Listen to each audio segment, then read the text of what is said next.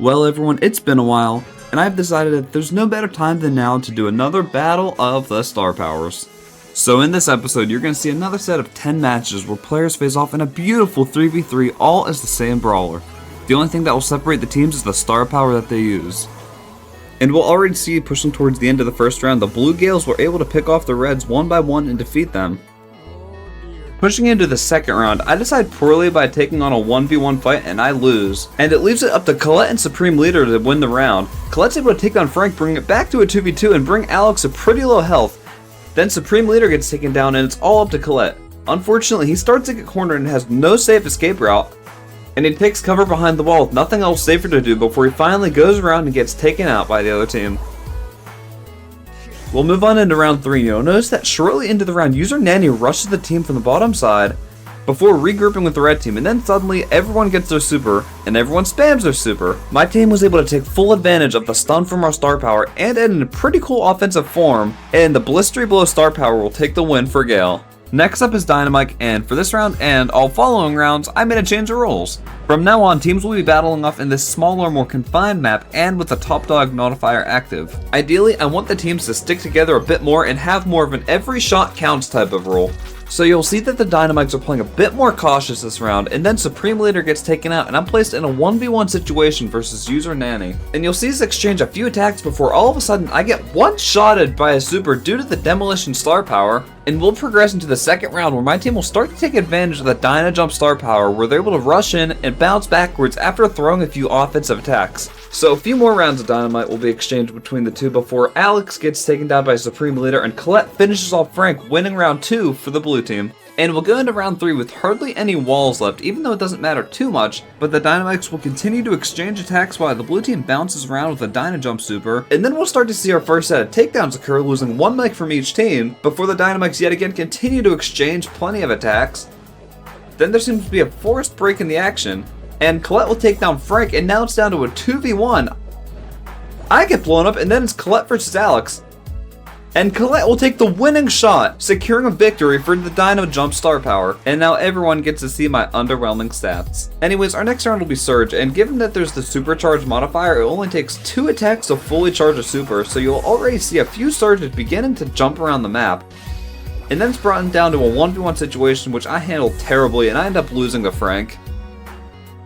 And we'll move on to the second round where almost immediately my team gets rushed and it brings it down to a 2v2 situation with Supreme and Colette versus Alex and user Nanny. But Supreme Leader is able to take down Alex, and then it's a 2v1 situation and Colette is able to effectively handle it and take down Nanny. And pushing into the final round, you'll notice that the red team all started with their stage 2 surge due to the Serve Ice Cold star power. And of course, given that a lot of the surges already had their super charged, there will be a lot of surges jumping around the map. I get taken down, leaving the match in a 3v2 fight favoring the red team, and slowly but surely, Colette and Supreme Leader will be forced back into our spawn area. And unfortunately, the pressure of 3 rival surges is too much and they one by one are taken down. The Serve Ice Cold star power wins this round. The next brawler on the list is Bo, and I decided to break his round into 2 matches, one of which has grass covering the entire map and one of which has no grass at all. There's no major goal here, I just wanted to allow Circling Eagle to have a purpose in at least one of the matches. And so starting off in the first match, you'll already realize how big of a role the mines play. And interestingly enough, they already blew up a lot of the structures in the map, and Colette and Alex will be left off in a standoff 1v1 that Alex will end up winning. We'll make our way to the second round where Supreme was the only one with the super ready, but that doesn't matter because the remainder of the bows will finish charging the super and immediately launch it into the battle. Things will start to go better for my team as we're able to pick off Nanny and then Alex to win the round.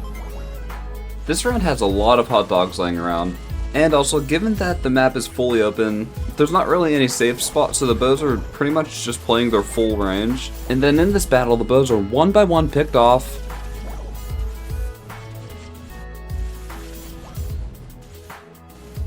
before Supreme Leader finally takes home a blue victory. The second round of Bo has a super similar playstyle where the bows are playing cautious and launching their mines at full range using them for the main weapon. And my team will lose round 1. We'll go into the second round where the map already looks pretty open, And that's when the bows will begin to use again their fullest range, and somehow the red team is pressed up against their wall, and we're almost able to take them all down without losing any of our team members. So we'll make our way into the third round, where there's once again a lot of hot dogs, and the red team bow mines just obliterate my team, and we lose just like that. Our next round is Star and Colt, and I personally don't think his star powers are too good, but it's still of course going to be an interesting match because 6 of any brawler is fun, and Colt still has a good brawler build. So my team will kind of get crushed in the first round, and we'll push into the second round where all the Colts have their supers, and it's already getting ready to spam their supers, and my team gets crushed again, giving Magnum Special the win for this match. And here's my personal favorite today, we have Buster. It's probably a good idea to stand with your teammates for this match, but he also has that good gadget where you're able to isolate an enemy and then take them down completely, and it will definitely prove its usefulness. You'll see Alex handle the 3v1 situation pretty well by taking out Code OJ. He then safely advances to the healing hot dog with a super, but it doesn't matter because he does end up getting taken down. The second round starts to get even more interesting because the Busters realize how useful their super is in this battle. Gadgets are used and busters are pulled, and it eventually becomes a 2v1 in favor of the blue team, and we push the enemy backwards.